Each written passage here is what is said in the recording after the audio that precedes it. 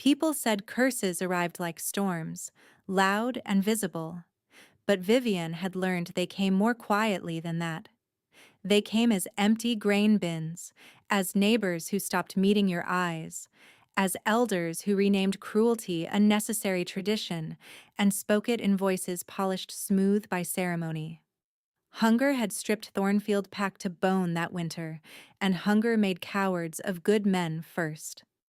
By the time spring thawed the upper paths, the pack had chosen what to trade for mercy at the border. Not cattle, not land. A girl they had already taught themselves not to see as fully wolf. Vivian stood in the old meeting ring with her wrists tied in plain rope while the council finalized the treaty she was meant to seal. Smoke from damp cedar drifted low across the stones. It stung her throat and made the world look blurred at the edges, as if she were watching someone else's life from behind dirty glass. Elder Merrick did not look at her when he read the terms. Starfall Court provides food wagons for 1 year, patrol aid along the northern pass, and winter medicine stores. Thornfield offers labor levies, timber rights, and one living tribute marked as curse blood. A murmur ran through the gathered wolves, half relief, half shame. Vivienne heard her name anyway. Her Aunt Celine folded her arms, chin raised like she was delivering wisdom instead of a sentence. She was always wrong in the den, too quiet, too strange. Animals avoided her scent even as a child. That was because you kept me in the ash shed, Vivienne said, voice rough from disuse. They could smell smoke and fear. Celine's mouth tightened. You see? Defiant even now. Beta Garen stepped forward and gripped Vivienne's jaw hard enough to force her face toward the council fire. Listen carefully. You will kneel when instructed. You will not speak unless questioned. You will be grateful your life still has value. I am not a sack of grain. You are whatever feeds this pack.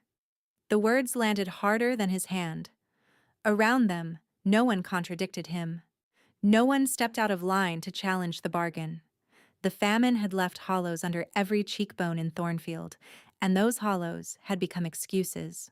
By the third week after the treaty signing, the brand had healed into a raised crescent scar beneath Vivian's collarbone, a mark Thornfield's priests called curse containment. They had burned it with silver and moon ash while chanting protection prayers that sounded more like accounting. She could still feel the shape of the iron whenever rain rolled in. Now she stood shackled in ceremonial silver at the loading yard, waiting for the Starfall escort. The cuffs were too polished, almost pretty, worked with tiny carved stars that caught the light. Beauty did not make them gentler. Every movement dragged heat across her skin. I am not cursed. I am not poison. I am not what they named me when they needed a scapegoat and a bargain at the same time. I am still here. I am still breathing. Their words are a cage, but a cage is not a truth. If I survive this road, I will decide what my name means. I will not kneel because they taught me to disappear. I will not hand them my silence and call it peace. The thought ran through her in a fierce present tense rhythm, as if she could hammer certainty into her own bones by repetition alone. 2 wagons from Starfall arrived at dusk, flanked by 6 riders in dark leathers stitched with silver thread. Their captain, a broad-shouldered woman with storm-gray braids, dismounted and unrolled the treaty parchment without ceremony. I am Captain Elowen Voss of Starfall Court, she said. We take custody of the tribute under King Law. She arrives unmaimed, unstarved, and able to stand. Those are the terms. Garen gave a brittle smile. Thornfield honors its agreements. Elowen's gaze moved over Vivienne's wrists, then to the fading bruise near her temple. You honor them unevenly. No concern of yours. Everything crossing our border is my concern. For one thin second, Vivienne tasted something almost like hope. Not kindness exactly, not safety, but a line drawn somewhere outside Thornfield's control. Then Elowen stepped back and nodded to her guards. Secure the chain to the rear bracket. We move now. Hope narrowed to logistics. Still, logistics mattered. She was alive, not beaten unconscious, not dragged. That counted for something in a world built on what people could justify.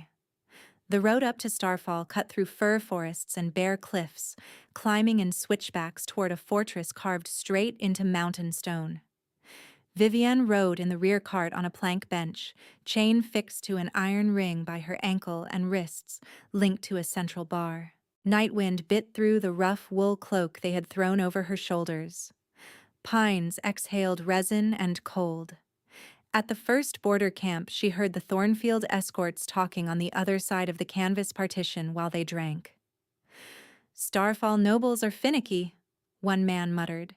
"If she opens her mouth in court, she could insult someone by breathing." Garen laughed softly. "Then gag her before entry.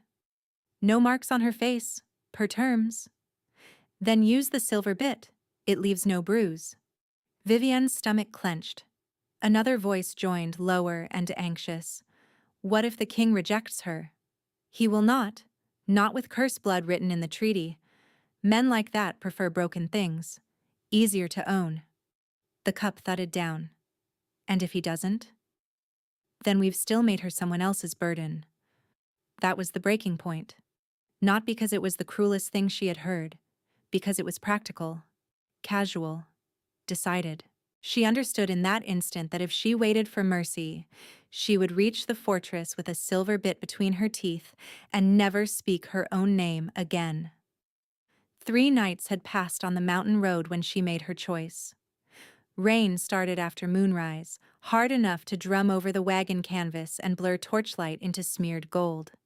Guards cursed and pulled hoods tight. Horses shifted, nervous on wet stone.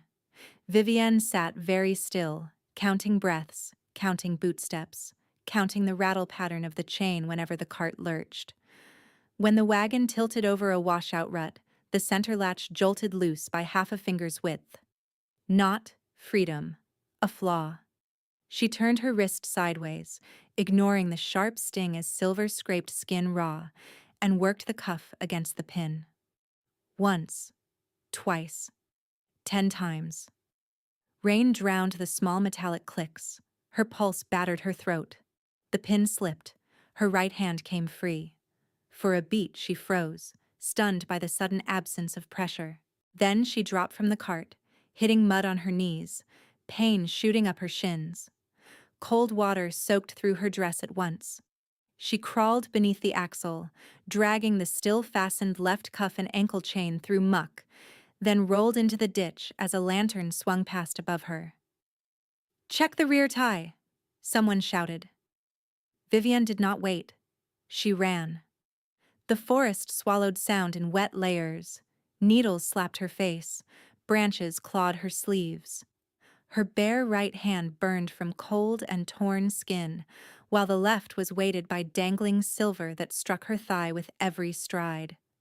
She aimed downhill toward the river because borders followed water, and she had memorized every map she had been forbidden to touch. Behind her, horns called once, then twice. She leaped a fallen trunk, landed badly, and nearly went down. The chain snagged on a root and yanked her backward so hard her shoulder flared with pain. She bit back a cry, wrestled the link free, and kept moving. The rain carried wolf scent poorly, thank the moon, but the silver still rang whenever it hit stone. A lantern glow appeared ahead through trees. Not patrol fire. A boundary post, iron-capped and marked with starfall runes. If she crossed first, if she reached official ground before Thornfield hands closed on her, treaty law might protect her from being dragged back and gagged. It was a narrow hope, but it was law, and law was sharper than pleading. She burst from the trees onto the slick path beside the marker and stumbled to a stop, chest heaving. 2 mounted figures emerged from the rain, cloaks black as ravens, eyes reflecting torchlight. "Hold!" one called, voice carrying command without shouting. Vivienne lifted her empty right hand, chain hanging from the left. "I claim border custody under treaty transit. I am tribute under Starfall seal. Thornfield intends unlawful restraint. The nearer rider dismounted in one smooth motion, Captain Eloan, rain streaming from her braids. Her gaze flicked to the open cuff, then to the forest behind Vivian where torches bobbed closer. "You ran," Eloan said. "They plan to bit and gag me before court." "Did they strike you tonight?" "No, they didn't need to." Eloan considered her for one long breath, then turned as Thornfield guards broke from the trees. Garen pointed, face flushed with fury. "She is our property until formal handover. Return her." Eloan stepped between them, hand resting on her sword hilt. Handover began at first border camp under signed seal. She is under Starfall protection now. She fled custody. She fled abuse in transit. Eloan's voice cooled further. "You will ride at distance and keep silent until Fortress adjudication." Garen opened his mouth, thought better of it, and spat into the mud instead. Eloan looked back at Vivienne. "Can you walk?" Vivienne straightened, rain dripping from her lashes, chain heavy on her wrist. "Yes." "Then walk beside my horse. Do not fall behind." By dawn, the mountain fortress rose from the mist like a carved moonstone blade, terraces stacked against the cliff, banners snapping silver and blue in the wind. Courtiers and guards lined the lower gate for treaty arrival. They expected bowed tribute, quiet and compliant. They got a woman in ceremonial chains, wrists torn, chin up, and eyes that had learned exactly how expensive survival could be. A murmur moved along the gate line, not loud but concentrated, the sound of trained people recalculating a script they had expected to perform without thinking. Vivian felt every stare like sleet on bare skin. Courtiers in layered blue wool and silver clasps glanced from her torn wrists to the Thornfield guards at the rear, then to Captain Eloan, as if waiting to see which version of the story would be allowed to stand. Eloan did not dismount this time. "Open under transit seal," she said to the gate marshal. "Witnessed breach by Thornfield escort. Tribute requests immediate adjudication." The marshal, a heavy-set wolf with white at his temples, looked at Vivienne directly before answering. "Name?" "Vivienne Nightshade." "Condition?" "Tired. Standing." His mouth twitched, almost not a smile. Good enough for truth. Chains clanked as she took one more step forward. The left cuff still circled her wrist, its broken partner dangling from a short length of etched silver links. Mud streaked her hem to the knee. Wet hair clung to her neck and cheeks. She had slept in snatches for weeks, and not once without listening for boots. Now, with the fortress yawning open before her, the fear did not ease. It sharpened. New walls, new rules, same old bargain. Inside the lower court, the mountain held cold like memory. Wind dropped to a low whistle between carved stone arches. Torch fire painted the paving in copper and shadow. The place smelled of pine smoke, steel oil, and old snow packed in shaded corners where spring had not fully won.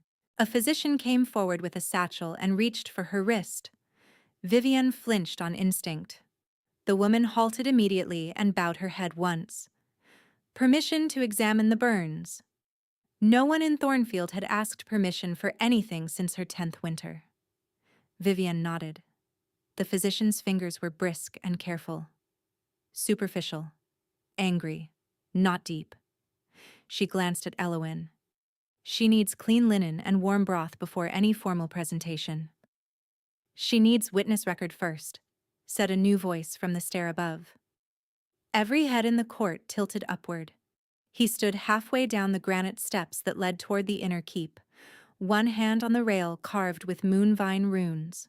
Fenris Starfall was taller than rumor and less polished, as if battle had sanded away any softness court life tried to keep. Dark hair brushed his collar. A scar crossed his jaw in a pale line that looked old and deliberate, not hidden. His coat was black wool over fitted leather, no jewels, no ceremonial nonsense, only the silver wolf crest at his throat and a blade at his hip worn from actual use. Power radiated from him in layered pressure, not theatrical, but undeniable. The guards nearest the stairs straightened without being told. Even the wind seemed to pause and listen. Vivian had expected a ruler who looked through people. Fenris looked at them, and that was somehow more dangerous. His gaze moved over her, quick and precise, taking in chain length, raw skin, mud, posture, threat level, all before settling on her face. A strange stillness settled behind her ribs, not comfort. Recognition without context. Her instincts sharpened until the scrape of cloth, crackle of pitch, and distant hoof stamp all arrived too bright. "Bring her to witness hall," Fenris said, "and send word to treaty table. Thornfield's escort waits outside until called." Garen stepped forward from the gate shadow, anger reborn now that authority had an audience. "My king, with respect, she remains Thornfield property until the final seal is poured." Fenris did not raise his voice. "You are in Starfall Stone, speaking under Starfall law. Choose your next word with care, Beta." The silence afterward was clean and hard. Garen bowed, stiff as split timber. An hour later, after testimony was recorded and the transit breach entered into the court register, Vivienne stood in a side chamber off the Great Hall while attendants replaced her drenched cloak with a plain dark dress and left her wrists unbound by direct order. They could not remove the old cuff without tools, so they wrapped linen beneath it to keep metal off skin. The kindness felt procedural, almost clinical, but it remained kindness. She did not know where to put that. From the corridor came layered sounds, servants carrying platters, advisors speaking in clipped tones, the occasional ring of spear butt against stone. Above all of it, a bell struck once from somewhere high in the keep, the note deep enough to vibrate through the floor. I am standing in the heart of the pack that bought me, and I am still waiting for the trick. I keep expecting a hand at the back of my neck, a command to kneel, a priest with silver ash and a smile. I should hide, agree, become smaller than their fear. That is the old survival. But another truth keeps knocking against it.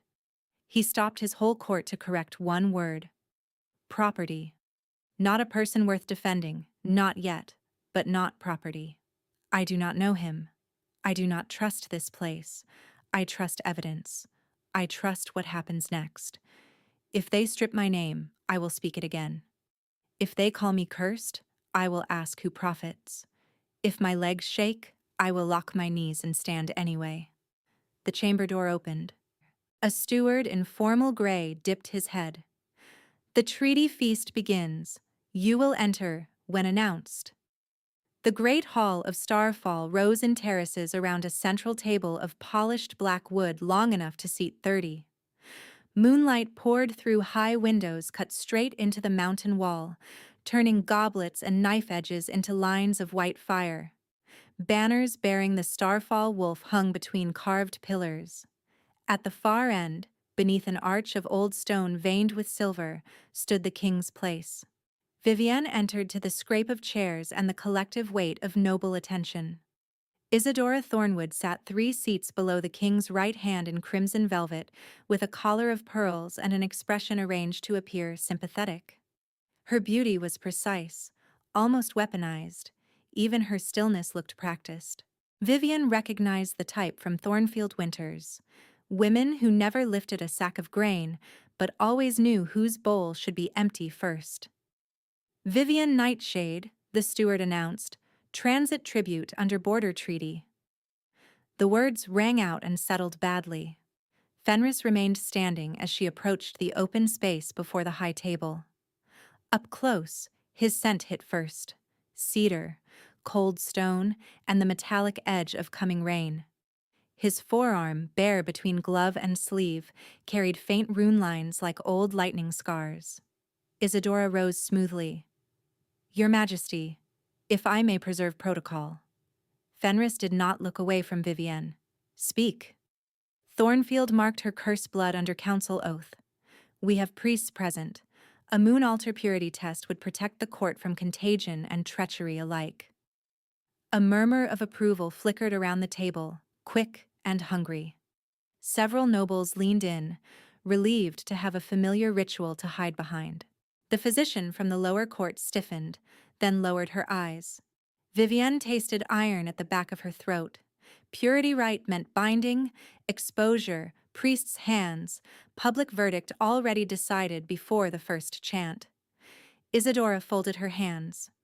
Surely no innocent woman fears proof. The old panic rose fast, heat and ice together. Her pulse pounded against the cuff at her wrist. She would not beg. She would not give them that shape again. Fenris descended from the dais one step at a time until he stood only a breath away. For a suspended moment the hall dropped into silence so complete she could hear the flame hiss in nearest torches. "Look at me," he said quietly. She did. His pupils shifted, the predator surfacing in the dark ring around his irises. Amber bled through the color like dawn through storm clouds. A sharp breath left him, involuntary and rough, as if some internal lock had just snapped. Then he reached out. No one moved to stop him. No one seemed to remember how. His fingers closed around her bare right hand. The world narrowed to contact. Warmth surged up her arm in a clean strike that felt like winter lightning breaking frozen ground. The constant static of fear that had lived under her skin for years did not vanish, but it parted, making room for a low thrum in her chest that matched the heavy, measured beat in front of her. Scent flooded her senses with impossible clarity, cedar and snow and storm, threaded with something that felt like home, remembered from a life she had never lived. Her knees threatened to give, not from weakness, from force. Fenris's shoulders locked. The rune lines on his forearm flared to life, thin gold fire tracing old paths across his skin. He stared at their joined hands, then at her face, like a soldier seeing prophecy step out of rumor and take a body. Vivienne could not look away. Fear, hunger, fury, relief, every buried instinct collided at once until she could barely separate one from another. She had been taught that touch from others meant control, pain, transaction. This felt like recognition so fierce it frightened her more than chains ever had. Isadora's chair scraped back. "Majesty, release her. If the mark transfers—" Fenris turned his head slightly, never breaking contact. "If there is a curse," he said, voice carrying to every corner of stone, "I will take it." Shock cracked across the hall. One elder priest made a sign against evil and dropped his hand halfway, uncertain which god he had just offended. Vivienne felt the pressure of his thumb over the center of her palm, where raw skin still split from silver abrasion. He turned her hand gently, exposing the wound as if presenting evidence to the moon itself, and lowered his mouth to the injured skin in a single reverent kiss. Not ownership, not spectacle. Reverence. A wall she had not known she still carried began to crumble, quiet and terrifying. Moisture burned at the back of her eyes. She refused to let it fall here, before these people, before Isadora's narrowed gaze and Garen's pale fury at the edge of the court.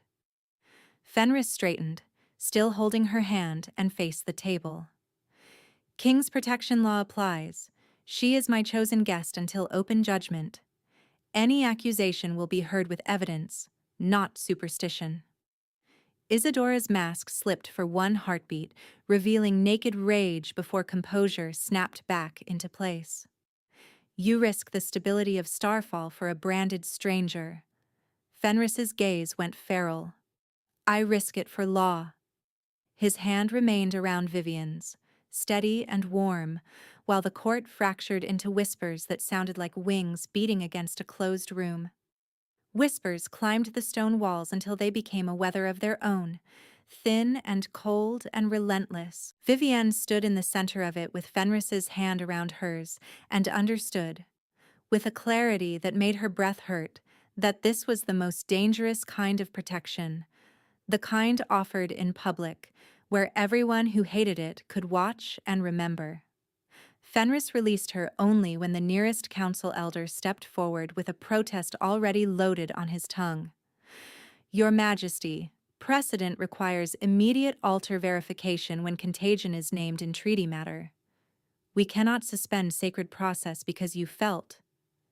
He searched for a word that would wound and bowed around it. Moved. Fenris did not raise his voice. I suspended nothing. I redirected it to lawful judgment. Then permit temporary containment. No bindings, no priestly handling, no public rite. The elder's nostrils flared. This court has tolerated your reforms beyond prudence. Must we now tolerate recklessness too? A muscle shifted in Fenris's jaw. You will tolerate my ruling. He turned to Vivian. You are injured. Infirmary tower. Isadora rose with careful grace, her smile narrowed to a blade. How tender. Shall we all pretend this is mercy and not enthrallment? Vivian expected him to answer with anger. Instead, he looked at Isadora like a commander measuring terrain. You may submit formal complaint at dawn session, he said, with evidence. Then, to the hall at large, feast adjourned. The words were not shouted, yet benches scraped back in instant obedience. Garen's stare followed Vivian as Fenris guided her toward the side passage. Contempt had curdled into something less certain and more afraid. That look should have satisfied her. It did not. She felt flayed open by too many new sensations at once.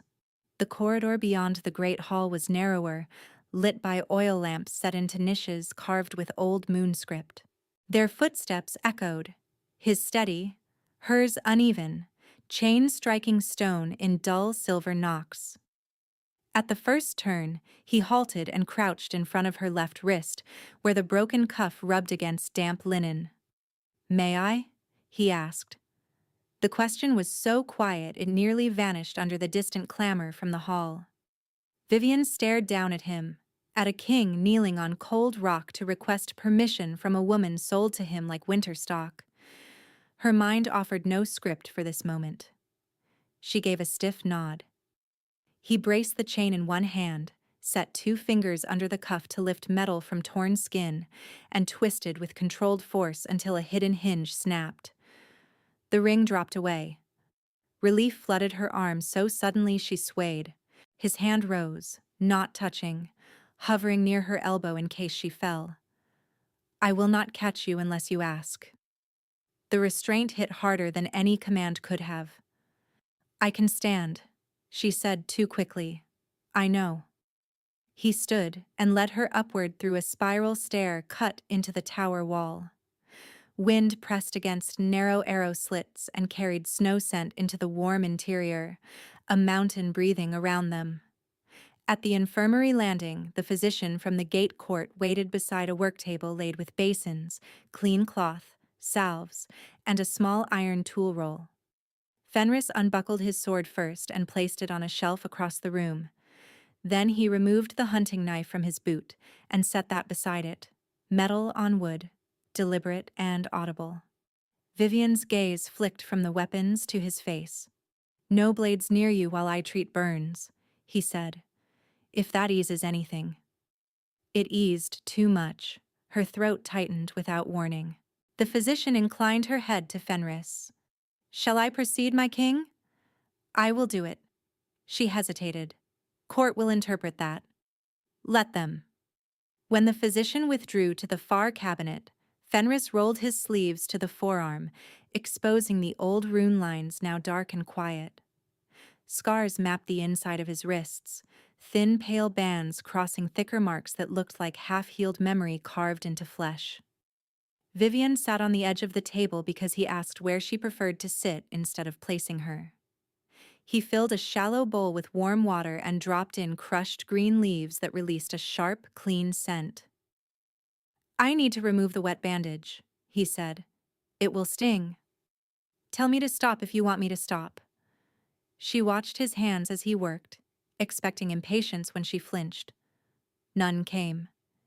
He peeled linen slowly, pausing each time her breath caught, as if pain were data he respected instead of weakness he could ignore.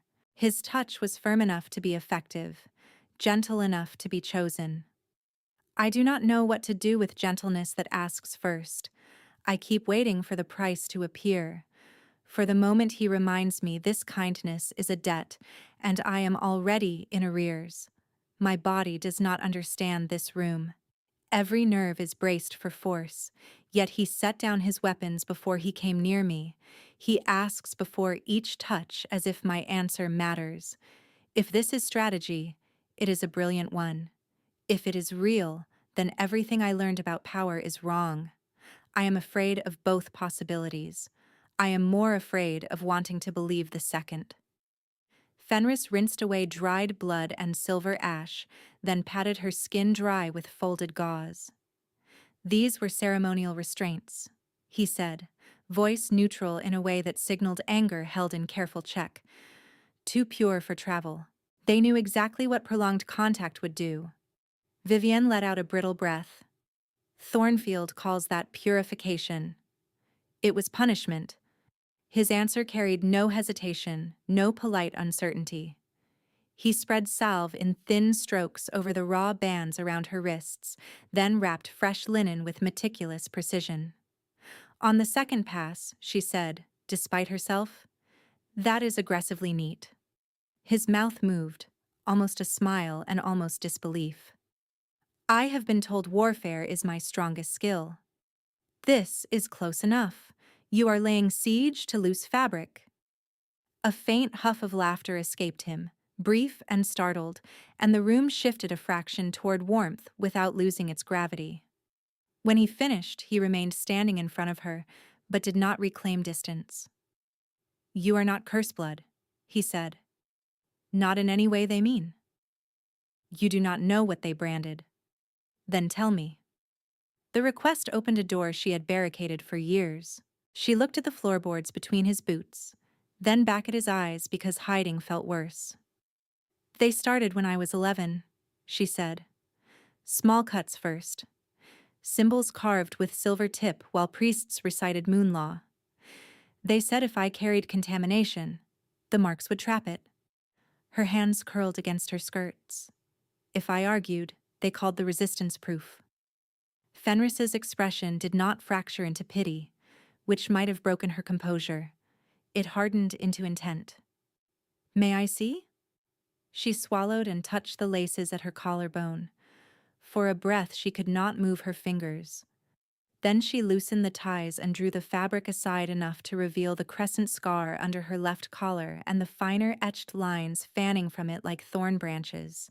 He did not touch. He only looked, and the look held something akin to reverence and rage braided together. "These are control marks," he said softly. "Not containment. You know this pattern? I know what priests built for kings who feared dissent." The admission landed oddly.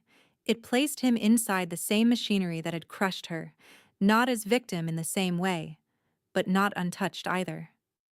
He unbuttoned the cuff at his own wrist and turned his forearm over. The runes there were older than hers, burned deep, crossing the scarred skin in spiraled bands. "War compact sigils," he said, "cut into me at 19. They tied command to blood and blood to prophecy. If I disobeyed Elder War Council at a critical moon, the marks burned until I bled through armor." Vivienne looked up sharply. "Your council did this to you?" "My father's council. Mine inherited the habit." Silence stretched between them, not empty, full. She had expected a king made of certainty. She found a man who spoke his fear without theatrics. He reached for a clean strip of linen, then stopped. "May I close your collar?" She nodded.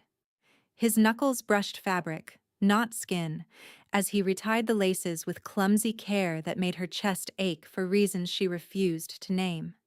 By the time the last knot was set, the fortress bells had marked midnight. Outside the infirmary slit window, snow began to fall in sparse, bright flecks that vanished when they touched stone warmed by lamps. The knock came without warning, hard enough to rattle the door in its frame. The physician opened it a handspan and stiffened. High Priest Caldus requests immediate transfer of the tribute to Moon Chamber for emergency purity observance. Fenris stepped to the threshold. Denied.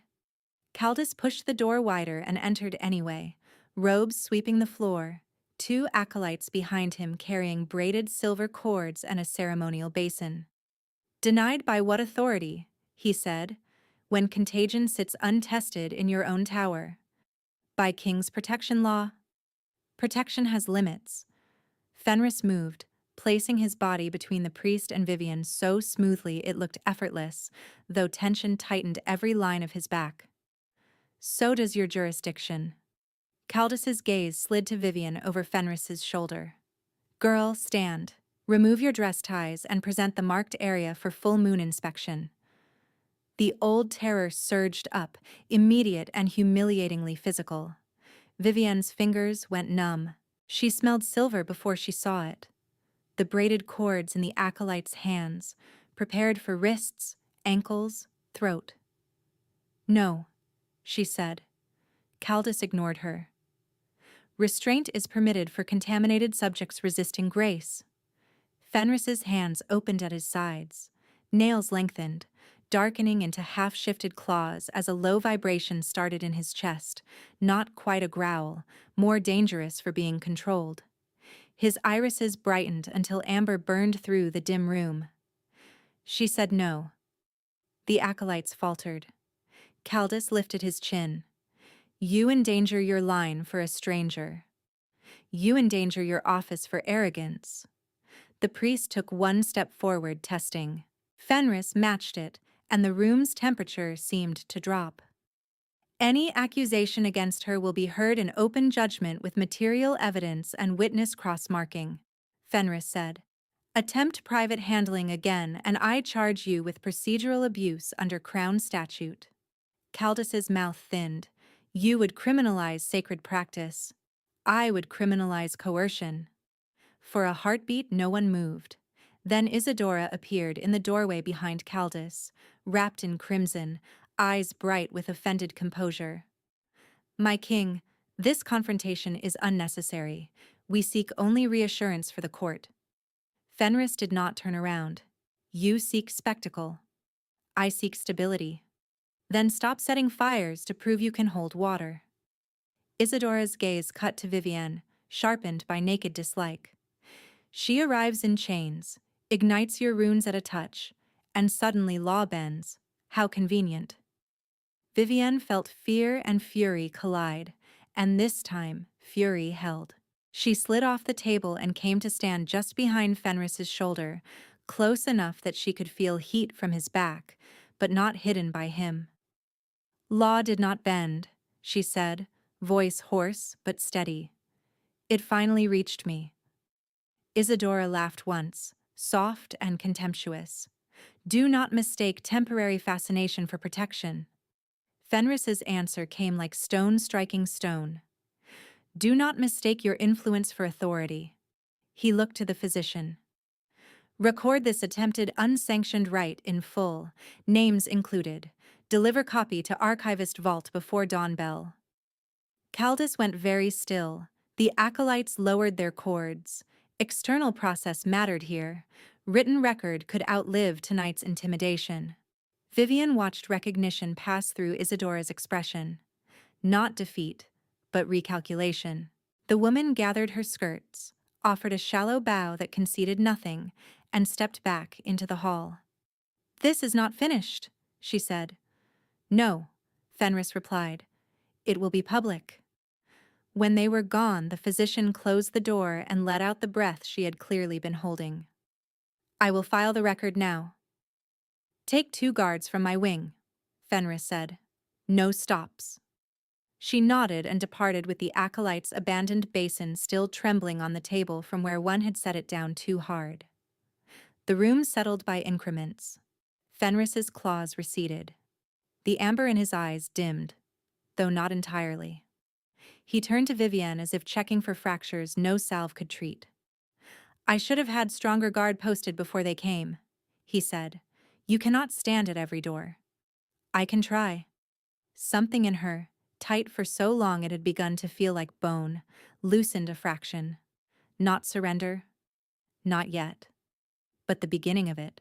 She lifted her bandaged wrists, flexed her fingers, and met his gaze without flinching. Then I will stand with you at some of them. For the first time since she crossed Starfall's gate, the silence that followed did not feel like a trap. It felt like space being made. Space lasted all of 3 breaths. Another knock came, softer this time, followed by Captain Elowin's voice through the wood. "My king, I need a word." Fenris looked to Vivian for permission as clearly as he had with every bandage. When she nodded, he opened the door. Elowin stepped inside, rain-damp and tight-jawed, a folded document in her gloved hand. "Intercepted on West Stair," she said. "A copy was on its way to the elder benches by dawn." Fenris took the page and swore under his breath. Not loud, not theatrical. He handed it to Vivian. The parchment was old vellum, edges smoke-darkened to mimic age.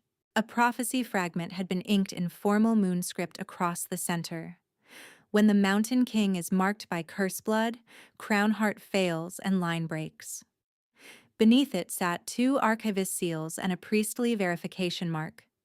Vivian stared until the letters blurred. This is why she wanted the right in private. If I refused, I looked guilty. If I agreed, she could still produce this. Elowin nodded.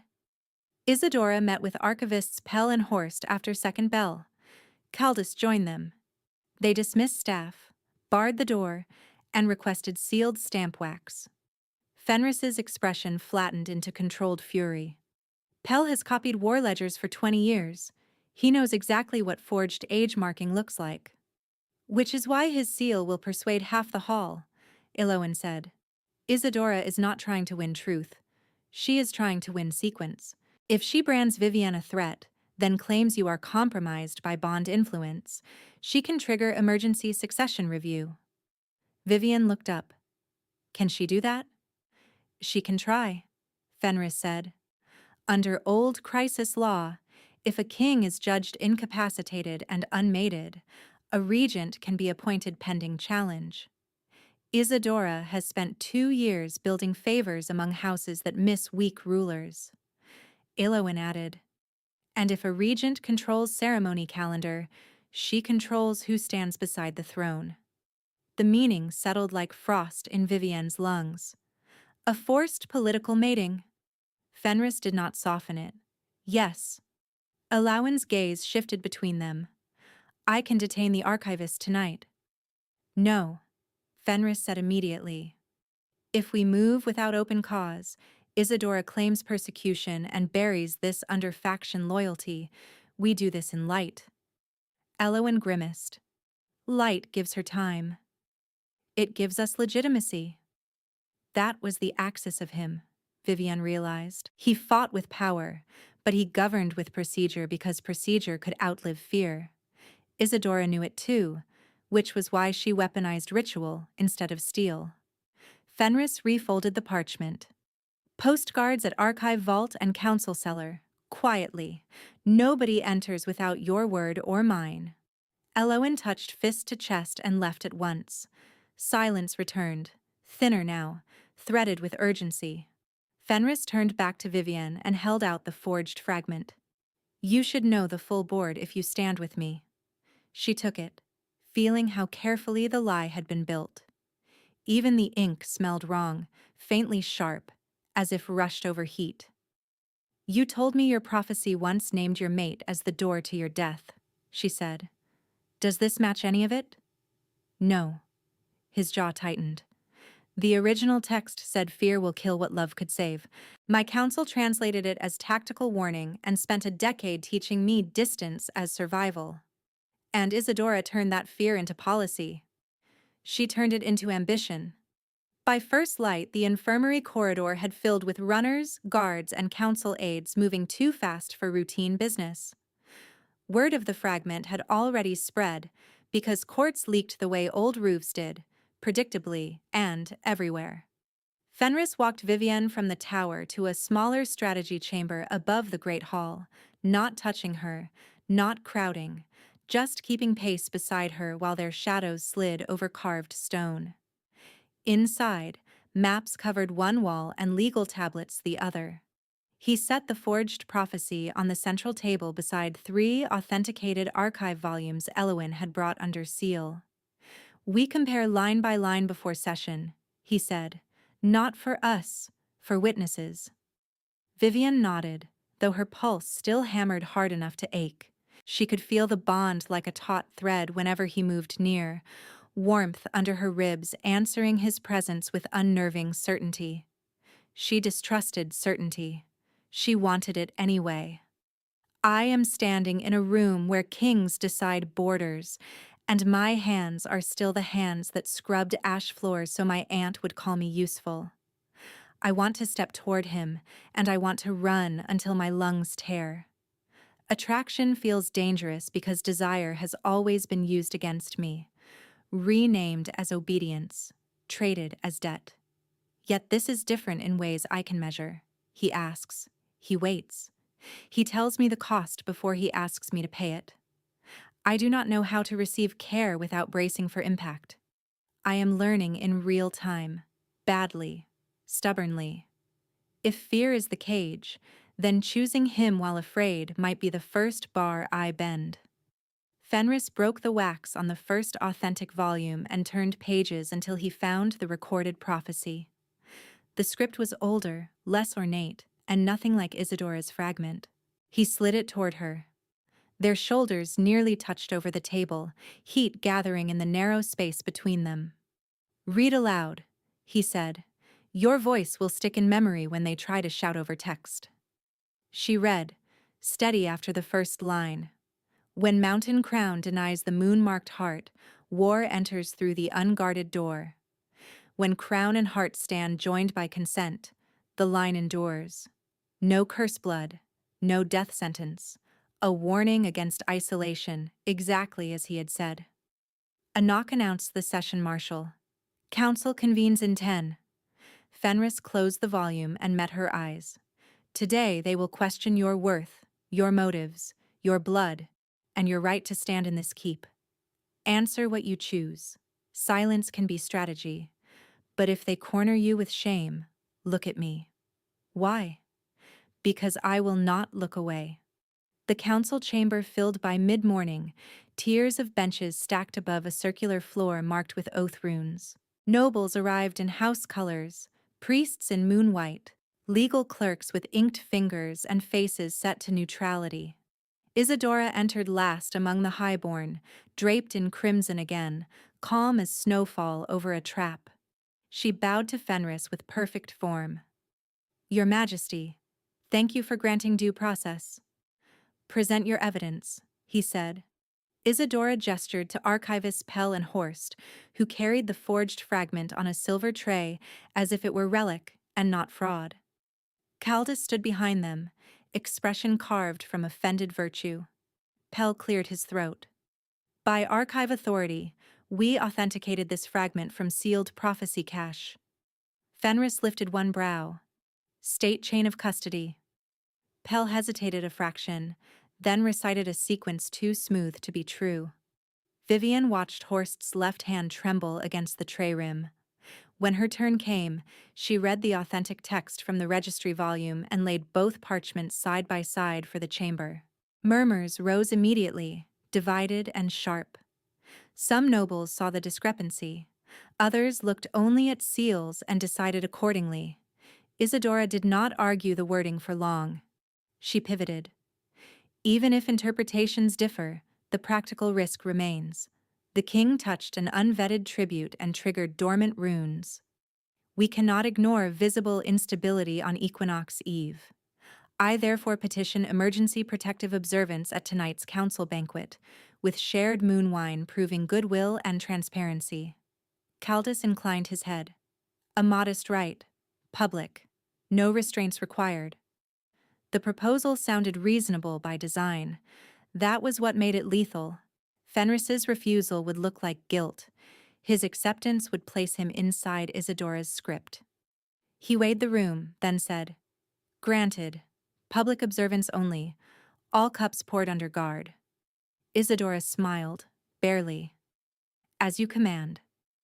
By late afternoon, snow had stopped and a brittle blue light lay over the fortress courtyards like glass. Vivienne spent the hours before banquet with Elowen and the physician in a side office, reviewing who would stand where, who would witness every pore, which laws could be invoked if procedure turned predatory. Pressure built not as panic but as accumulation, one calculated move layered over the next. At dusk, as bells marked equinox council, she stepped into the great hall and felt the trap close. Tables had been rearranged into a horseshoe around the moon altar basin, forcing every gaze inward. Priests chanted low at the edges. House guards lined the walls, hands on spear shafts. On the central service cart sat cut crystal decanters of moon wine glowing pale in torchlight. Fenris took his place at the head with Vivienne at his right by explicit order, a position that made several elders stiffen. Isidora sat opposite, close enough to watch every breath they took. Service began. Cups were poured by cellar stewards under two guard captains, exactly as agreed. Vivienne tracked each movement, each hand, each vessel. Nothing obvious broke protocol. That frightened her more than open defiance. When the final decanter reached the high table, Isidora lifted her own cup first. To stability under moon and law. Voices echoed the toast. Fenris raised his cup and drank. For one heartbeat, nothing happened. Then his hand tightened around the stem with a small, involuntary jerk. Color drained from his face. The old scars along his forearms stood out stark, and the rune lines beneath his skin flared in jagged bursts, not golden now, but harsh, silver white. He set the cup down too hard. Crystal rang against wood. "Fenris?" Vivienne whispered. He drew breath through clenched teeth. "Do not panic." The command would have worked if Isidora had not risen at the exact same moment, eyes wide with rehearsed alarm. "Guards! The king is under attack!" Chaos surged. Chairs scraped. Priests shouted for containment. Caldus pointed straight at Vivienne. "Curse transference. Seize the source before it spreads." Two house guards advanced toward her, uncertain but obedient. Elowen barked from the lower tier. "Hold position until toxin check." Yet half the room pretended not to hear. Fenris tried to stand and swayed, one hand braced on the table. Pain tightened every line of him. "No one touches her," he said, voice roughened to a growl. Isidora stepped into the opening like a blade finding cloth. "Your Majesty can barely remain upright.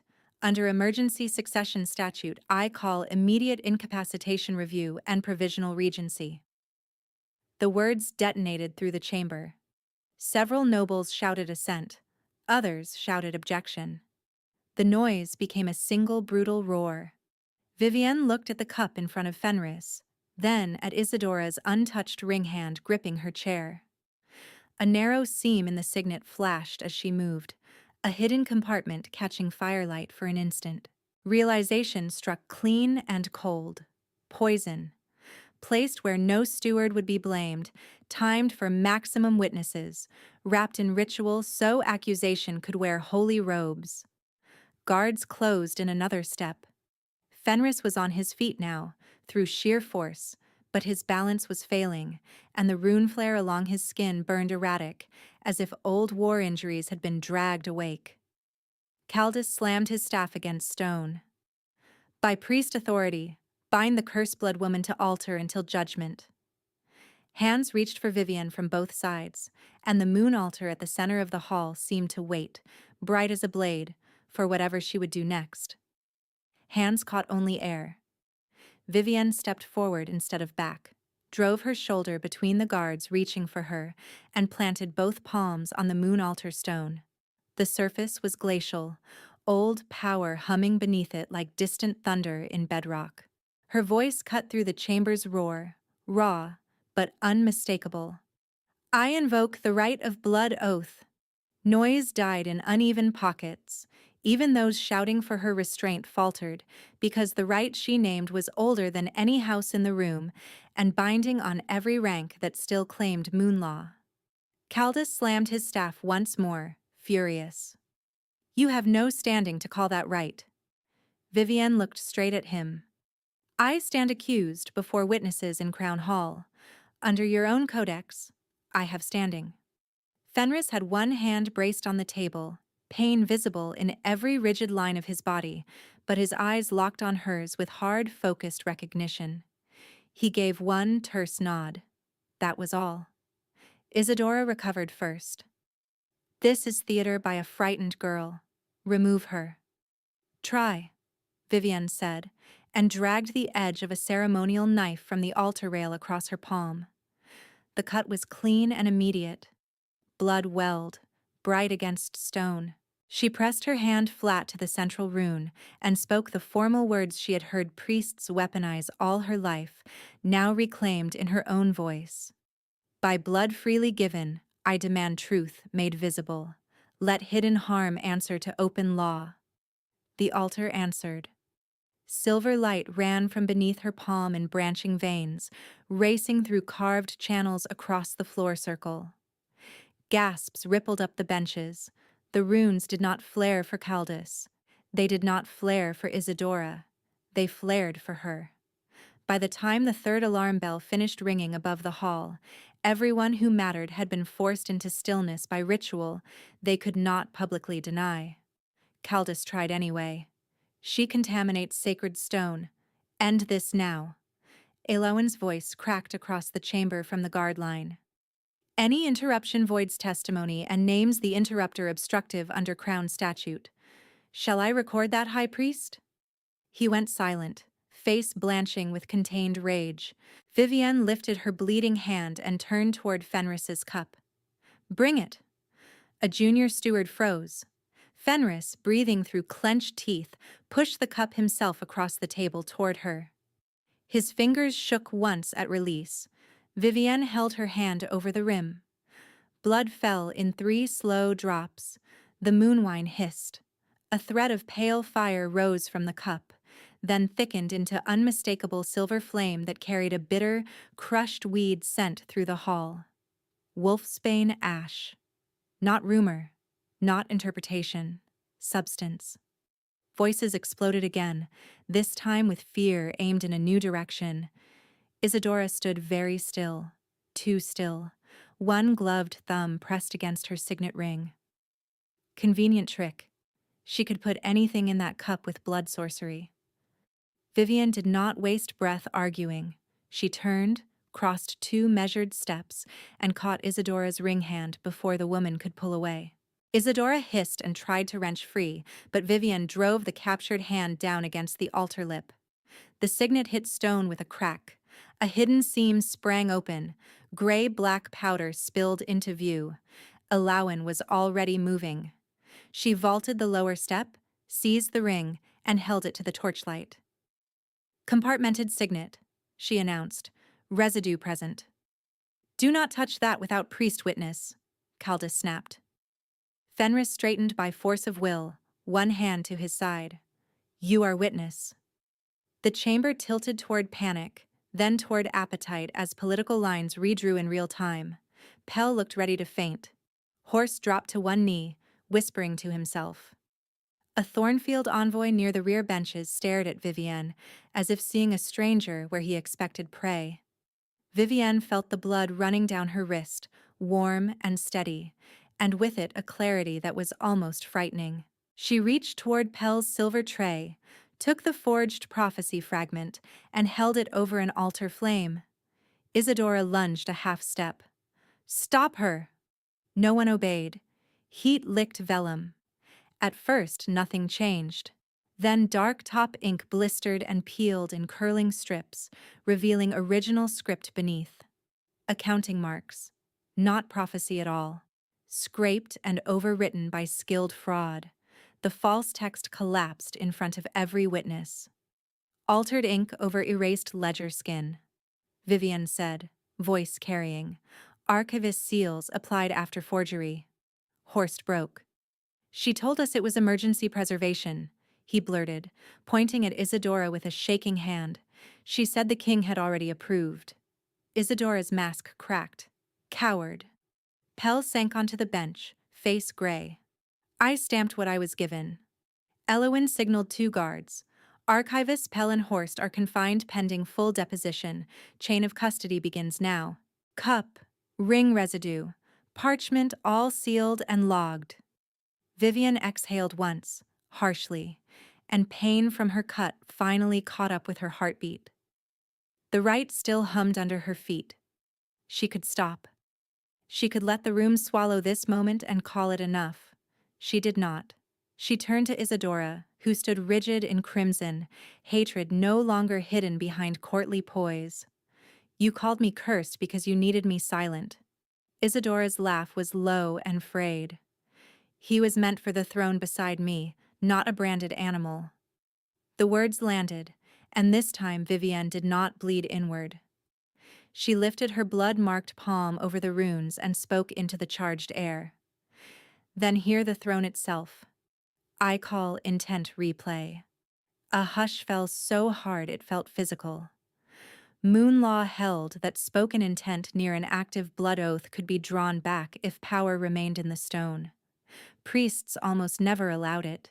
Too many polished lies would fail daylight. Tonight, with half the court watching and the altar still lit by her blood, no one could prevent it without admitting why.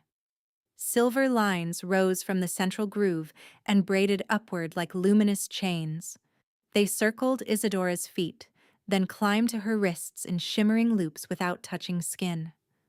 Light gathered at throat height, shaped into sound. At first it was only fragments, breath and consonants. Then Isadora's own voice rang out from the right, unmistakable, stripped of performance.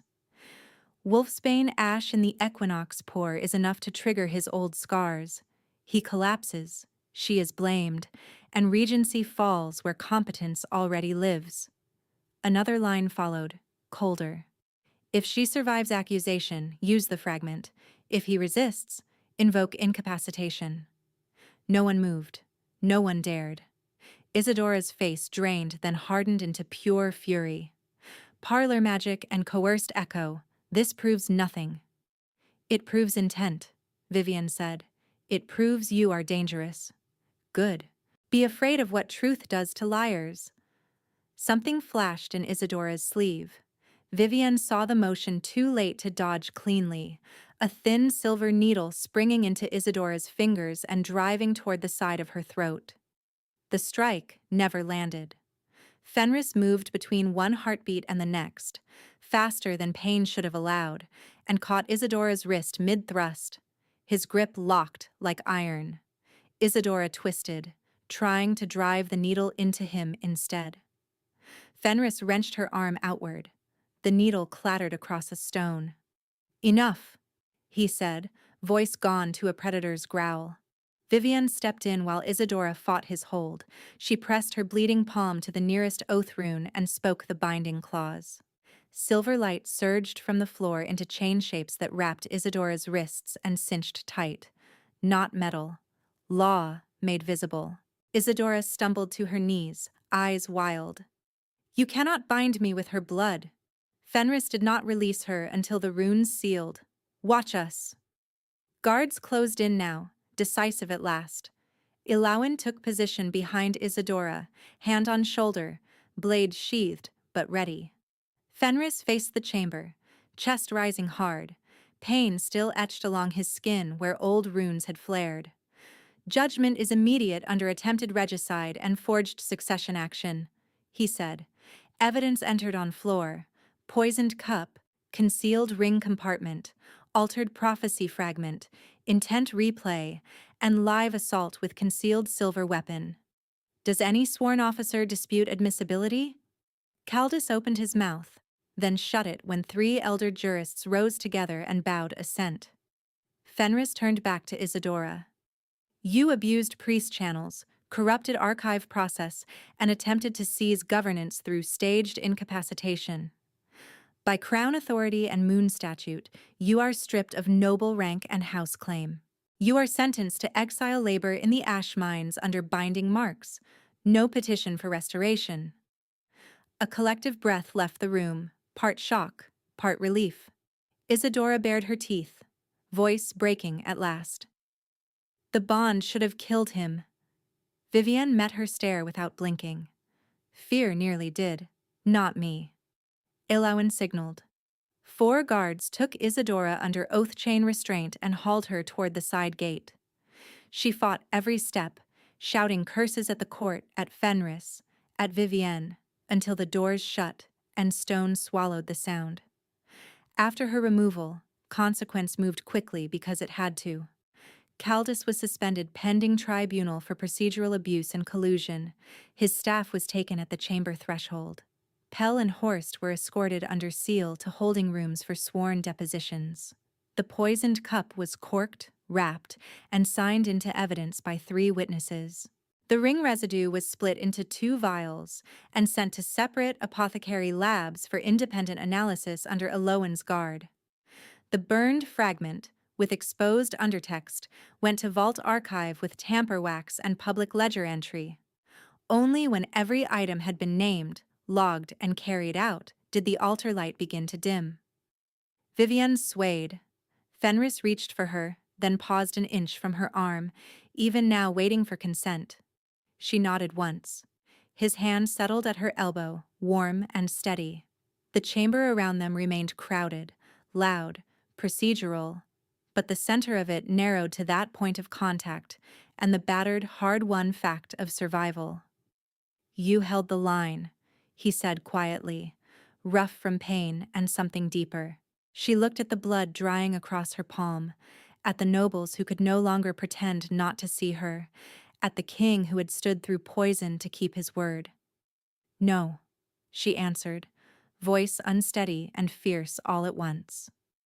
"We did. We did." The words had barely left her mouth when Fenris bent enough for her to hear him over the chamber noise. "Can you walk to the infirmary?" "Yes." He signaled Elowan with 2 fingers. "Evidence chain does not break." "It will not," Elowan said. Cup sealed with Juris Talwyn. Ring residue split and escorted. Fragment logged to vault, and the physician's midnight report has already been entered as supporting record. I will bring you the first signatures myself. That was who she was, Vivienne realized as they moved. Not only a captain, but the hinge that kept truth from slipping between doors. An hour after the chamber emptied, Tower medics had rebandaged Vivienne's palm and inspected Fenris's forearm under jurist notation, while witness statements rotated through the tower room for verification. By the time the final signature dried, moonrise had climbed above the eastern ridge, silvering the fortress parapets and the old stone circle below the keep. Fenris waited until the door closed behind the last jurist. "There is one thing I will not do through clerks and witnesses." His voice was roughened by exhaustion, by pain, by restraint held too long. "The bond. Only if you want it now. Only if you want it at all." Vivienne looked at him in the lamplight, at the scar crossing his jaw, at the rune lines under his skin that had flared for fear and had not yet fully settled. She thought of ropes, brands, commands. She thought of him asking, every time, even when urgency could have excused force. "I want it," she said. "I want it chosen." He nodded once, reverent as a vow. "Then come with me." The night air struck cool as they crossed the lower court. Trusted witnesses stood far back at the edge of shadow. Elowan in dark leathers with her arms folded.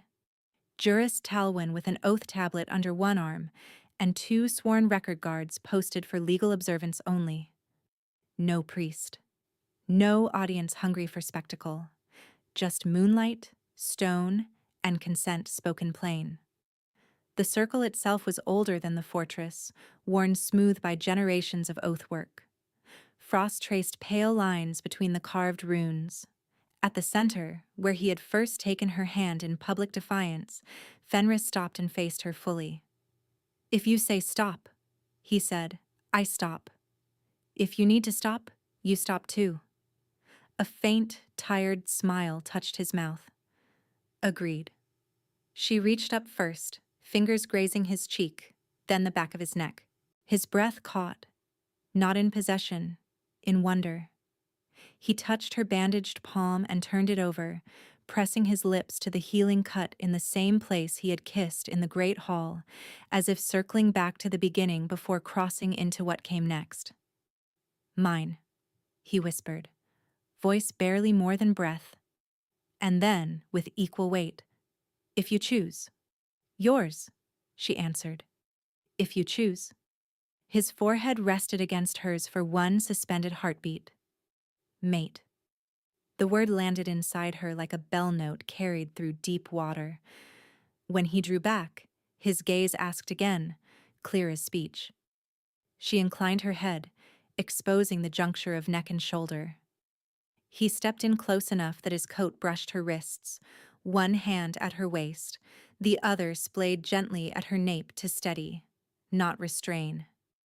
His teeth touched first, a warning point of pressure, then sank with careful force. Pain bloomed sharp and bright, and for half a heartbeat she stiffened on old instinct. Then heat followed, fast and living, unfurling from the bite through her chest and down her spine in waves. The ache transformed, not vanishing, becoming something fuller, threaded with relief so fierce it brought tears to her eyes.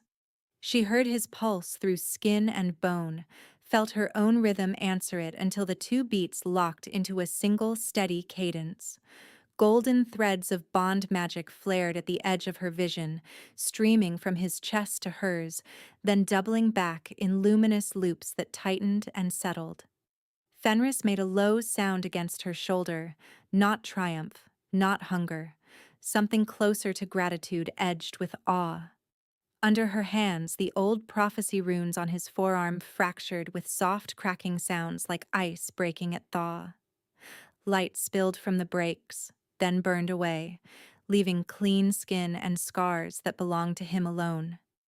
He lifted his head, breath unsteady. Vivienne. She did not let him speak alone. She caught his collar, pulled him down, and turned him just enough to bear the strong line where throat met shoulder over his pulse. Her teeth found skin and sank. His knees nearly buckled. She felt the exact moment he yielded, not collapsing, surrendering trust.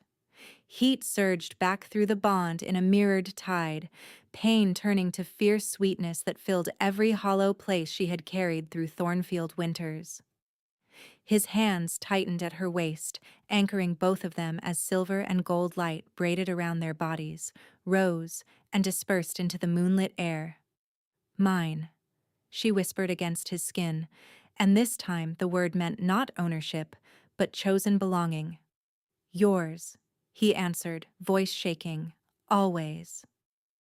They stayed like that, foreheads pressed together, breath mingling white in the cold, while the bond settled from wildfire to steady flame.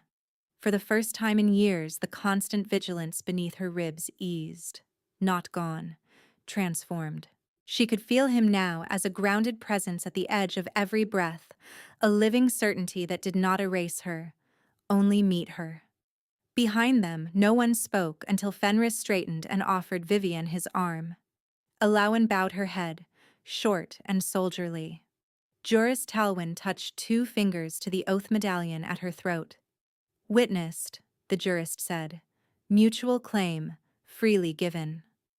By the 3rd morning after the marking, the great hall filled again, but the atmosphere had changed from predation to reckoning. The 2 apothecary labs gave matching testimony. Wolfsbane ash and binding oil in the king's cup residue, identical compounds in Isadora's ring compartment.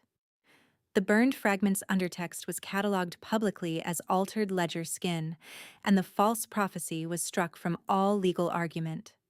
Caldus was removed from office and assigned to monastery confinement pending full doctrinal review.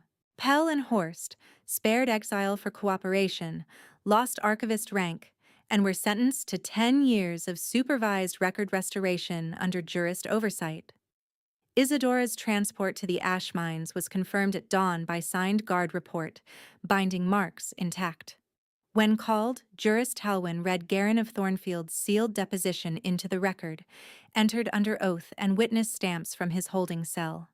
The statement admitted the transit abuse, the planned silver bit, and the coercive branding customs used on Vivian since childhood. The Thornfield envoy who had stared at her in stunned silence during the trial finally explained that look. He had recognized Isadora's signet seam from a private dinner where she palmed powder into her own cup to test concealment. Fear had kept him quiet then. Under oath, he spoke. Fenris did not let confession end at punishment. He convened treaty session before sunset and placed a rewritten pact on Blackwood, witnessed by Starfall jurists and Thornfield elders. Tribute exchange was outlawed across both territories. Border aid became reciprocal, with food wagons tracked by open ledger and patrol rotations commanded jointly by Elowen and Thornfield's newly appointed captain. Coercive purity rights were banned. Any accusation now required material evidence and public hearing.